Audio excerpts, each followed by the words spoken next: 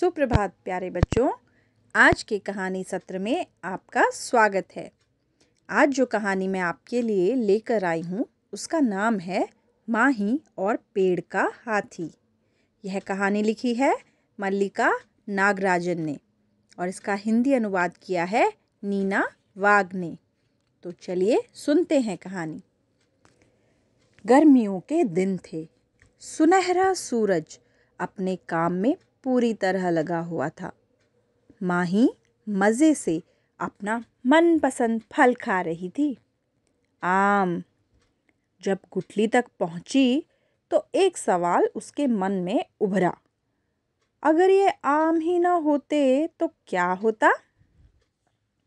क्या आपने भी कभी ऐसा सोचा है? और आपका मनपसंद फल कौन सा है? उस रात जब माही बिस्तर में लेटी हुई थी तो उसने एक नन्हे मोटे हाथी को बाहर पेड़ पर बैठे हुए देखा। हाथी और पेड़ पर? वह उठ खड़ी हुई। कितना अजीब हाथी था। उसकी 7 सूंडें थी। माही उसे घूर ही रही थी कि अचानक वह हाथी सीधे उसके कमरे में घुस आया। ई! इससे पहले कि माही चीखती, उस हाथी ने अपनी एक सूंड उसके मुंह पर रख दी। श्श! हाथी ने कहा, मेरा नाम ऐरावत है। मुझे तुम्हारी मदद की ज़रूरत है, इसीलिए मैं यहाँ आया हूँ। माही ने अपनी नींद भरी आंखों को मलते हुए कहा, मैं अभी सोना चाहती हूँ। बेटी, ऐरावत ने भारी फुसफुसाती आवाज़ में कहा, हमारी दुनिया में पानी नहीं है। जीवन का वृक्ष जो सभी प्राणियों में जीवन फूंकता है, बीमार है। उसे बचाने में मेरी मदद करो। माही ने थोड़ी देर सोचा, फिर उठकर बैठ गई। भला मैं कैसे मदद कर सकती हूँ? तुम्हें मेरे साथ चलना होगा, ऐरावत ने कहा और हौले से माही को अपनी 7 सूंडों में से एक में खींच लिया। माही चिल्लाई, ओई माँ! उसके आसपास अंधेरा छा गया। डरी और सिसकती हुई माही चलती रही, चलती रही, चलती रही और अचानक आ पहुंची एक अनोखी दुनिया में। हर चीज भूरे रंग की थी, आसमान, हवा, सब कुछ।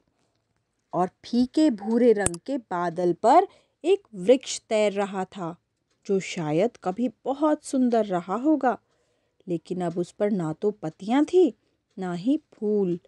वह बिल्कुल उदास सा दिख रहा था। तो माही और ऐरावत फौरन काम पर लग गए। जल्दी करो, ऐरावत ने कहा, हमें खूब मेहनत से काम करना है और जल्दी जल्दी। हमारी 1000 रातें तुम्हारी एक रात के बराबर होती हैं। तो अगर इस वक्त हमने पेड़ लगाना शुरू किया और उन्हें पानी देने लगे तो हम बारिश बना सकते हैं और सुंदर जीवन के वृक्ष को बचा सकते हैं। माही ताली बजाते हुए बोली। माही ने खूब सारे पेड़ लगाए, उन्हें पानी से सींचा और ऐरावत ने अपनी 7 सूंडों में पानी भरकर बादलों की ओर छोड़ा, जब तक कि वे पानी से फूल ना गए।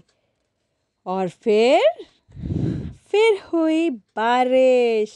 छम छम टप टप करती हुई बारिश इंद्रधनुष के सभी रंगों में चमकती हुई छोटी छोटी बूंदें उनके आसपास गिरने लगी। धीरे धीरे जीवन के वृक्ष पर पत्तियां आने लगी, फिर फूल और अलग अलग आकार के फल आने लगे। फिर पशु पक्षी और लोग भी। जल्दी ही वृक्ष की शाखों पर छोटे छोटे घर, झोपड़ियां, नदियां और पर्वत दिखने लगे। माही ने हैरानी से मुड़कर ऐरावत की ओर देखा। वह भी बिल्कुल अलग दिख रहा था। ऐरावत अब हल्के रंग का हो गया था और उसका शरीर नन्ही हरी पत्तियों और फूलों से ढका था। अरे वाह, हमारा जादू काम कर रहा है, ऐरावत ने मुस्कुराते हुए कहा। आखिर काम खत्म हुआ। आह, ओहो, ऐरावत थक कर धम्म से बैठ गया और माही भी। ओह, तो इस तरह होती है बारिश, माही ने कहा।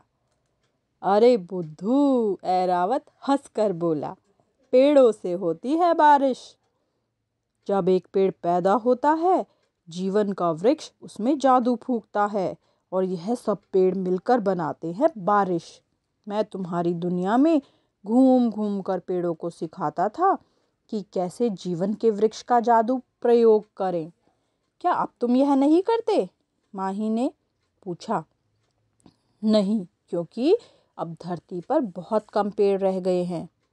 उदास मत हो ऐरावत, माही ने कहा। हम मिलकर काम करेंगे, तुम और मैं हर रात तुम्हारे साथ आकर खूब सारे पेड़ लगाऊंगी और हम लोगों को सिखा सकते हैं कि कैसे वृक्षों का जादू बारिश बनाता है और फिर से हम अपनी दुनिया को बचा सकते हैं। बड़ा मज़ा आएगा, माही ने कहा और वह ऐरावत के साथ अपने घर को उड़ चली। छुट्टियों में माही ने जितने आम खाए, उन सब की गुठलियों को उसने ज़मीन में बो दिया और हर रात ऐरावत आता और उसे दूर दूर तक ले जाता। जल्दी ही माही के मित्र भी उसके साथ आने लगे और वे सब हर रोज़ पौधों को पानी से सींचते। हमारे पास पीले और हरे आम के जितने पेड़ होंगे, उतने ही फल पककर नीचे गिरेंगे और उनसे भी पेड़ उग जाएंगे। शायद आम का बगीचा ही बन जाए, वे बोले। इस तरह माही, ऐरावत और उनके दोस्तों ने मिलकर खूब सारे पेड़ लगाए। देखते ही देखते माही का स्कूल खुला और वह खुशी खुशी स्कूल पहुंची। हैरानी से उसका मुंह खुला रह गया। एक दीवार पर जीवन का वृक्ष बना था और ऐरावत भी बिल्कुल सजीव। देखते ही देखते ऐरावत की दुनिया में बारिश होने लगी और चुपके से ऐरावत ने माही की ओर अपनी मुस्कान दिखाई। तो बच्चों, कैसी लगी कहानी? अच्छी लगी ना? यह बात जो हमने इस कहानी से समझी कि वृक्ष हमारे जीवन के लिए कितने ज़रूरी होते हैं, इसी बात को हमें आगे तक पहुंचाना है। खूब वृक्ष लगाने हैं। और हम सभी को बेहद पसंद है ना बारिश? बारिश में भीगना, गर्मा गर्म पकौड़े खाना, काले बादलों का हवा में तैरना। अब तो तुम्हें पता चल गया ना बारिश कैसे होती है? चलो, अब तुम भी अपने आसपास पेड़ों और पौधों का ख्याल रखना और साथ में नए नए पौधे उगाना। धन्यवाद बच्चों।